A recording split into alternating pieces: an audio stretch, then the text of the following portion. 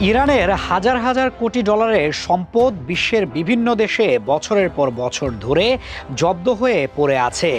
এই বিশাল অঙ্কের সম্পদ আটকে রাখার পেছনের কাহিনী শুরু হয়েছিল ১৯৭৯ সালের ইসলামী বিপ্লবের সময়ে। যুক্তরাষ্ট্রের তৎকালীন প্রেসিডেন্ট জিমি কার্টার সেই দেশের ব্যাংকগুলোতে থাকা প্রায় $৮ বিলিয়ন মূল্যের ইরানের সরকারি সম্পদ জব্দ করার একটি নির্বাহী আদেশে স্বাক্ষর করেন।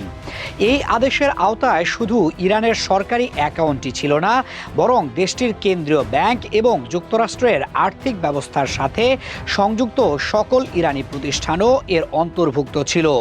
ফলে বড় বড় আন্তর্জাতিক ব্যাংকগুলো ইরানের সঙ্গে সম্পর্ক ছিন্ন করে, কারণ তারা নিজেদের ওপর নিষেধাজ্ঞা বা জরিমানার ঝুঁকি নিতে চায়নি। বিশ্বখ্যাত কোম্পানিগুলো ইরানে তাদের প্রকল্পগুলো মাঝপথে ছেড়ে চলে যায়, যার ফলে অনেক প্রকল্প অসমাপ্ত থেকে যায় এবং ইরানের বড় অঙ্কের পুঁজি আটকে পড়ে। শুধু যুক্তরাষ্ট্রই নয়, এই প্রক্রিয়ায় জড়িয়ে পড়ে বিশ্বের বিভিন্ন দেশ। জাপান, দক্ষিণ কোরিয়া, সংযুক্ত আরব আমিরাত, ভারত এবং কাতারের মতো দেশগুলোর ব্যাংকিং ব্যবস্থায় ইরানের বিপুল অর্থ আটকে রয়েছে। এইসব সম্পদের মধ্যে রয়েছে তেল বিক্রির আয়,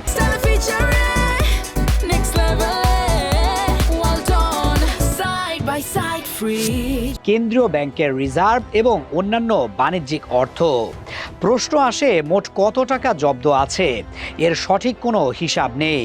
বিভিন্ন সময়ে বিভিন্ন সূত্র ভিন্ন ভিন্ন তথ্য দিয়েছে। এক সাক্ষাৎকারে সাবেক মার্কিন প্রেসিডেন্ট বারাক ওবামা ইরানের জব্দকৃত সম্পদের পরিমাণ প্রায় $100 বিলিয়ন বলে ধারণা দিয়েছিলেন, কিন্তু পরে সেই হিসাব কমিয়ে 50 থেকে $60 বিলিয়ন নামিয়ে আনেন। 2015 সালের আগস্টে ইরানের কেন্দ্রীয় ব্যাংকের তৎকালীন গভর্নর ওয়ালি আসফ জানান যে ইরানের জব্দ হওয়া সম্পদের পরিমাণ প্রায় $29 বিলিয়ন। এর মধ্যে $23 বিলিয়ন জাপান, দক্ষিণ কোরিয়া ও সংযুক্ত আরব আমিরাতের কেন্দ্রীয় ব্যাংকে ছিল। সরাসরি কোনো অর্থ নিয়ে নেওয়া হয়নি, বরং ব্যাংক অ্যাকাউন্টে থাকা অর্থ ফ্রিজ করে রাখা হয়েছে যাতে ইরান তা ব্যবহার করতে না পারে। কোথাও কোথাও নির্দিষ্ট শর্তে অর্থ রাখা হয়েছে, যেমন কাতারে রাখা $6 বিলিয়ন শুধুমাত্র খাদ্য, ঔষধ বা মানবিক পণ্য কেনার জন্য ব্যবহার করা যাবে, তাও যুক্তরাষ্ট্রের অনুমোদন নিয়ে। এত বড় অঙ্কের অর্থ কি কখনো ফেরত দেওয়া হয়েছে?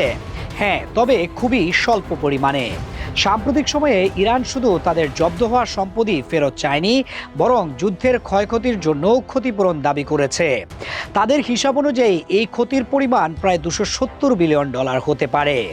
এখন প্রশ্ন হলো, এই বিশাল অঙ্কের সম্পদ কি আদৌ কখনো ইরানের হাতে ফিরে আসবে?